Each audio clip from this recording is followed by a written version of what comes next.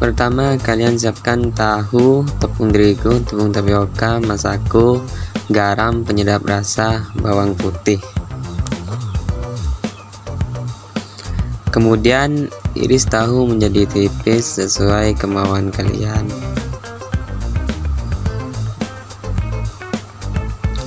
Setelah selesai diiris, lalu kita goreng. Sambil nunggu tahunya matang, kita siapkan adonan tepungnya dulu. Siapkan wadah, lalu tuangkan setengah kilo tepung terigu. Kemudian tuangkan setengah kilo tepung tapioka.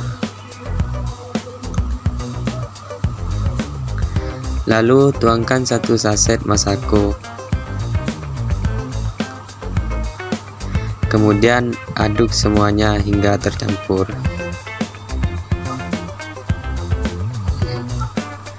Untuk racikan bumbunya, masukkan 5 siung bawang putih, kemudian masukkan 1 sendok garam dan penyedap rasa.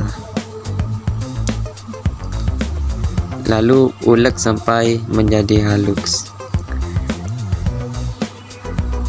Setelah sudah selesai, masukkan air ke dalamnya. Kemudian masukkan ke adonan tepung yang sudah diracik. Lalu aduk sampai merata. Setelah tahunya udah matang dan adonan tepungnya sudah jadi, kita masukkan adonan tepung secukupnya ke tahu yang sudah digoreng.